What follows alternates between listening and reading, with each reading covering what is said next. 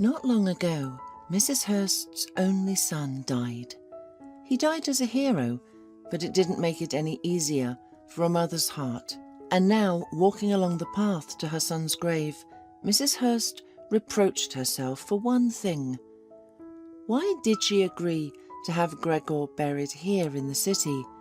It would have been better to bury him in his hometown, next to his father's grave, where she too would be soon. She didn't have long left, at least that's what the grief-stricken mother thought. Grief had stunned her and crushed her heart, and now it had not let go for 40 days. Yeah, today was 40 days since Gregor passed away. When it came to the question of burial, Mrs. Hurst agreed to his friend Fred's suggestion. Let Gregor rest at the city cemetery. His family was here, his wife, but they never had children with Gregor. Heather was a beautiful, smart woman from a wealthy family. Mrs. Hurst thought that her son and his wife were soulmates. Only at the funeral did she realize how wrong she was. Heather, who was frankly bored of her husband's funeral, didn't even shed a tear. If it weren't for her mourning attire, no one would have believed that she had become a widow. Heather was practically yawning. It was clear that the ceremony was just a burden to her. She didn't even kiss her husband goodbye or stay for the memorial. Neither did her parents. And Gregor died because of a fire in the warehouse where building materials were stored. Gregor was the first to rush to save the workers who were locked in one of the rooms. He saved everyone, 3 labourers, and himself, after inhaling smoke, died in the hospital unconscious. Yes, Gregor was a hero. He had been one since childhood. Mrs. Hurst slowly walked along the path, remembering how her son saved and healed everyone, from cats and dogs to pigeons, at a young age. He always helped the elderly neighbours, whether by watering the garden or running to the store. Well, and he didn't forget about the household chores. He had a kind heart. Mrs. Hurst and her husband only supported their son and often said, "Doing good is right. It will come back to you." They thought he would become a doctor or a veterinarian, but Gregor went to a construction college. Well, it's also a good profession. His parents didn't argue, they were just happy for their son. He was their late child, born when Mrs. Hurst was already over 40, a real miracle. When Gregor was in his second year of college, his father suddenly died. His heart just stopped. Mrs. Hurst thought she would die of grief herself, but the thought of her son kept her going. In his 3rd year, Gregor started to work to make it easier for his mother. She scolded him, saying that his main job was to study, and providing for him was her concern. She worked as a teacher in the village, earning a little, but what did she need? Everything was for her son. However, Gregor just waved it off. He couldn't just sit on his mother's back and do nothing. So from his college years on, he gradually began to get involved in business. And after graduation, he opened his first construction company, which gradually expanded. Of course, he wasn't a millionaire, but he was able to buy a house, a car, and renovate a house for his mother in the village. She was already retired at the time. And then Gregor got married. Mrs. Hurst didn't like her daughter-in-law at first, a spoiled city girl, the daughter of a local banker. But she didn't have to live with her. The main thing was that Gregor liked her, and everything seemed to be good for them. Of course, Heather didn't communicate much with her mother-in-law and never came to the village. The in-laws also appreciated the choice of their daughter, but they felt Gregor had a business talent and would go far. Moreover, he loved their daughter, spoiled her, and fulfilled all of her whims. Heather used to change expensive jewellery regularly, disappear into expensive boutiques and travel to resorts. Gregor fulfilled all his wife's wishes, and they looked like a perfectly happy couple. Therefore, when there was a disaster with Gregor, Mrs. Hurst couldn't even imagine that his wife and her parents would forget him so quickly. Mrs. Hurst approached her son's grave. Her throat choked with a lump, and tears poured from her eyes. It seemed that she had cried all her tears during these 40 days, but as soon as she found herself at her son's grave, the pain pierced her again with renewed force. Crying, Mrs. Hurst found the strength to remove the withered flowers from the grave, wipe the photograph on the cross, and put fresh roses in a vase. Then her legs gave way and she collapsed on her son's grave and sobbed. It seemed that no force would lift her any more, and no one would help her. But there is probably a limit to everything in the body, even the number of tears. Mrs. Hurst quieted down, sighed and struggled to get up. She stood and silently looked at her son's photograph. Then her gaze turned to the sky. Yes, somewhere there was her son. Suddenly she heard laughter behind her. It was very sharp and did not fit into the cemetery atmosphere.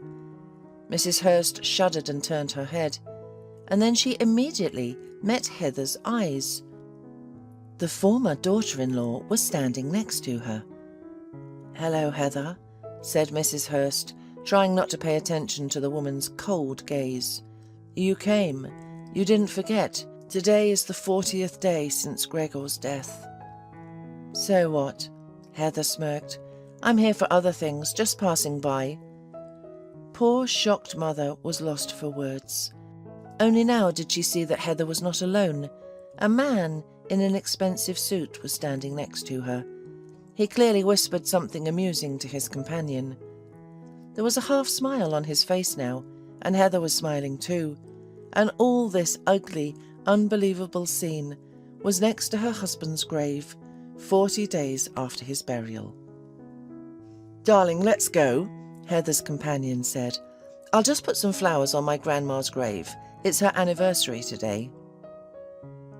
"Yes, dear," Heather replied, and they walked past Gregor's grave. Mrs. Hurst stood there feeling disgusted. Heather was already with another man, and the grandmother of her lover was more important than her own husband. "Is that his mother?" Heather's companion's voice reached Mrs. Hurst. Yes, a peasant woman, and her son was the same. Heather waved her hand contemptuously. "And the child? Have you decided what to do with him?" asked the man. "Yes, everything is already decided. I don't need a child from a loser." They talked as if Mrs. Hurst was a Pole or nothing. But the elderly woman, hearing about the child, stirred. She rushed after her former daughter-in-law and grabbed her hand. "Heather, are you pregnant? My dear, don't commit a sin. It's my grandson, the only thing left of Gregor," she said, worried and looking into her daughter-in-law's eyes. But Heather's pretty face was distorted with a smirk. She abruptly pulled her hand out of Mrs. Hurst's hand and said angrily, "What child? You're a crazy old woman. Have you completely lost your mind?" "But you just said—" Mrs. Hurst was bewildered. "Take my advice. Don't listen to other people's conversations." Heather flared up. "Stupid countrywoman, do you think I would give birth to a child from your loser son? Why would I need that? Not only did he die, but his company went bankrupt too." "How did it go bankrupt? Everything was going well for him." "Yes, it was going well," Heather sneered, "but only for a while. Recently he got in debt up to his ears. That's it, go away." And Heather, taking her companion's hand, clacked her heels on the path. Mrs. Hurst returned to her son's grave and collapsed on her knees. "Is it really true, my son? I don't understand," she whispered. The poor mother looked up at the sky, so pure and blue. It seemed that under such a sky there could be no evil, pain, loss or deceit. But in reality it was all there. Mrs. Hurst was sitting for a long time, with no thoughts in her head, just a dull pain. She did not see how Heather and her companion walked back, not even paying attention to her former mother-in-law. Nor did the grieving woman hear the singing of birds or the distant noise of the city. The poor woman was consumed by her grief. Yes, her son had been living, trying and doing something, but eventually no one would remember him except his mother. And unfortunately, Gregor left no trace on this earth. Mrs. Hurst did not know how long she had been sitting there when, suddenly, her phone vibrated in her pocket.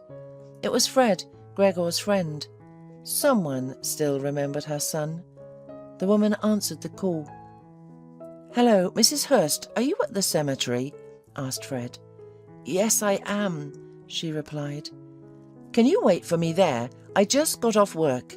We can go to a cafe then and remember Gregor." "Yes, okay," the woman agreed, and an hour later they were sitting in a small cafe. The piece of food wouldn't go down. Mrs. Hurst's throat and anger toward Heather made her chest feel tight. How could she say that about her son? And what child was she talking about? Mrs. Hurst decided to tell Fred about her meeting with Heather. Fred listened attentively, then sighed and told her everything. Yes, Gregor had problems at work in the last few months. Suppliers had given them inferior materials.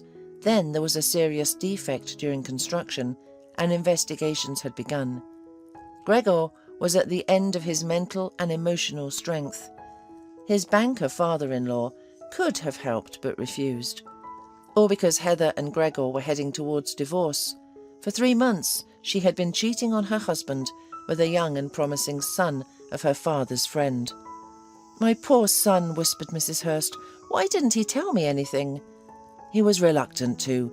Fred sighed and fell silent, clearly not daring to say anything else. "And the child?"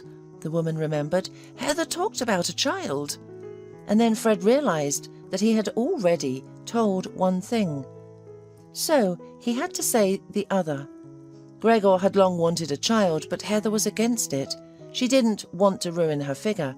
But then one day, before the family relationship broke down completely, they agreed with Gregor. If she didn't want to give birth herself, they would use the services of a surrogate mother. Gregor paid for all the expenses, and soon a young woman was found who agreed to carry their child. At first everything was good, but then the problems started at the firm. Finances went bad, and Heather started cheating him. Gregor didn't care, he just wanted to be a father no matter what. "What happened to this woman?" Mrs. Hurst asked, turning pale, expecting to hear the worst. "Don't worry so much," Fred hurried to reassure her. "As far as I know, she should still be pregnant. Unless what? Unless Heather demanded to get rid of it at any time, as she has full right under the contract. Honestly, I thought she'd already done it. I didn't interfere in the matter, and I didn't tell you anything at first because I thought it was only Gregor and Heather's business." "What a horror!" the woman sobbed. "Fred, help me find her. Maybe it's not too late. You know her, don't you?" "I've seen her a few times when Gregor drove her to the clinic. I only know she's from an orphanage. Her name is Jennifer, and she already has a daughter." Fred thought for a moment, then nodded in agreement, saying, "I'll find her, I promise." The next day, Fred was able to get an answer from the Family Planning Centre for a generous fee. It turned out that Heather had demanded that the surrogate mother have an abortion at 6 months of pregnancy. The centre refused her request, but promised to give the child up for adoption immediately after birth.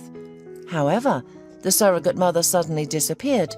She moved out of her rented apartment, her phone was silent, and she was not at her home address. Heather cancelled the contract. Finding Jennifer seemed impossible, but Fred, feeling guilty towards his deceased friend, was able to do it. He used old connections in the police and even had to hire a detective. And so Mrs. Hurst received the cherished address. It turned out that Jennifer had moved to the suburbs and settled with a friend from the orphanage. She ran away from Heather because what the widow of Gregor demanded was unthinkable. To Jennifer's fortune, Heather didn't bother to look for her, deciding that cancelling the contract freed her from the obligations and from the inconvenience of an unwanted child. And now Mrs. Hurst found herself in front of a small, neat house, hesitating to enter. Eventually, she pulled the latch on the gate and stepped into the courtyard. The first thing she saw was a 5-year-old girl sitting by the flower bed and drawing something on the ground with a stick. "Hello, who are you looking for?" the girl asked curiously. "I think your mother," the elderly woman stammered. "Just a moment." The girl nodded understandingly and ran into the house.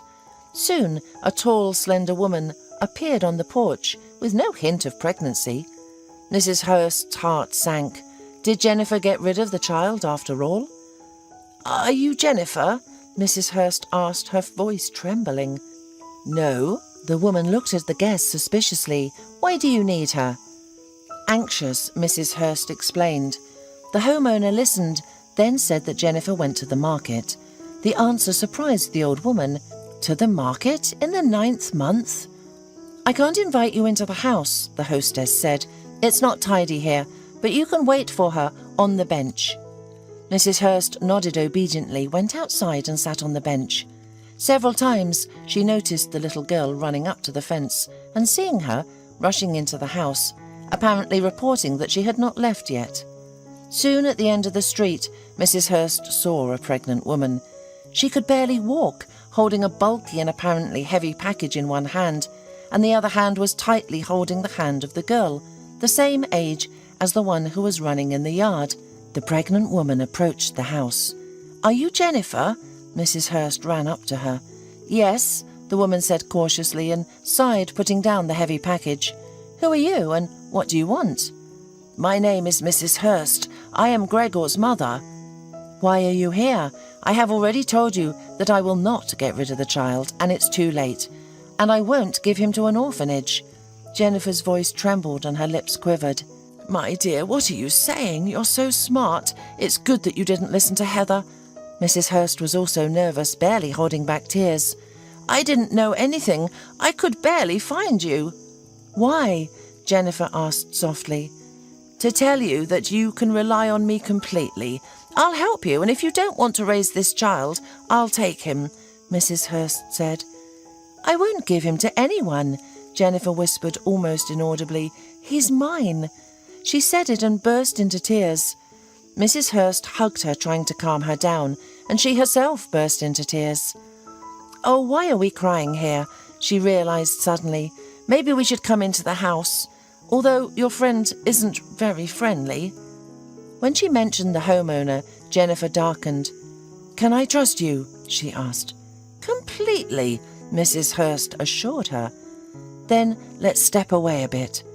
Jennifer left the package at the gate and waddled like a duck to the bench across the road.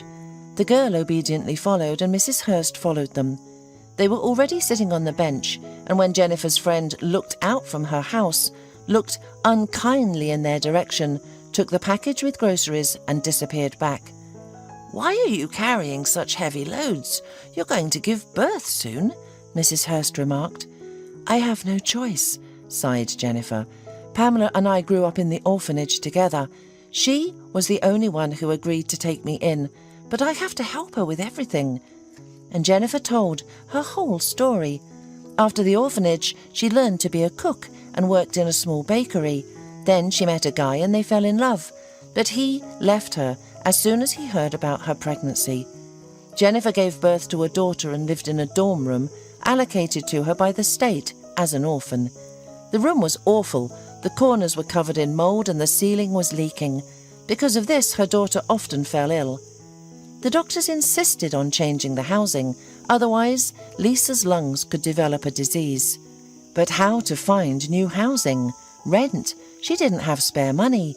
And then Jennifer saw an advertisement for surrogacy. She decided that this was her chance to get out of poverty. Unfortunately, she had no other way to save her daughter. The clinic made a contract with her. Customers were found, Heather and Gregor. Pregnancy came and Gregor rented an apartment for Jennifer and Lisa. Finally, she could live a normal life. At first, Jennifer didn't think it would be so difficult, but over time she began to understand what a trap she had fallen into. Every day she became more and more attached to the baby she carried in her heart. Yes, She understood that he was a stranger to her by blood, but he was still her baby. One day she confessed this to Gregor, who was the only one involved in her life. His wife Heather had completely distanced herself. And then Gregor confessed that he and his wife were getting a divorce. He promised that he would not separate her from the child. He even hinted at a relationship. Oh, how happy Jennifer was at that moment. And then Gregor died, and Heather remembered about her. She did not intend to pay money for an unwanted baby, and, therefore by deception, brought Jennifer to the clinic. And Jennifer accidentally overheard a conversation between Heather and the doctor about a termination or orphanage. Jennifer was so scared she could not allow it. Jennifer ran away from the clinic, taking her daughter from the kindergarten. She aimlessly wandered around the city, afraid to return to the dormitory or rented apartment, because she understood that Heather would find her there. And then she accidentally met Pamela. They were never friends, just acquaintances. Pamela, listening to Jennifer, offered to help, but it was not for free. In exchange for a roof over her head, Pamela demanded that Jennifer work for her, as a housekeeper or something. Pamela wanted to live like a queen. Jennifer understood that Pamela would eventually kick her out when the baby is born. She won't be able to work at her.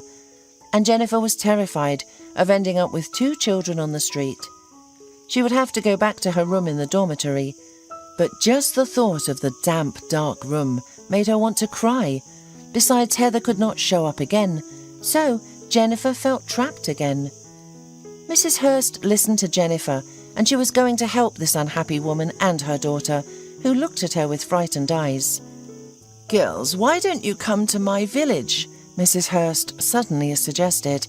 "I have a good house, a garden. The children will be happy there." "Are you serious?" Jennifer whispered, confused. "I'm nobody to you, and neither is my daughter." "How can you say that?" Mrs. Hurst smiled. "You are the mother of my grandson or granddaughter." "You'll have a grandson." "Well, there you go. My grandson. That means you're my family. And Lisa will be my granddaughter." On the same day, Jennifer, Lisa and Mrs. Hurst left for the village.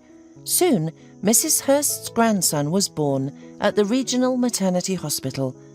Now the elderly woman had someone to live for, and she is willing to wait for at least 20 more years before going to the other side.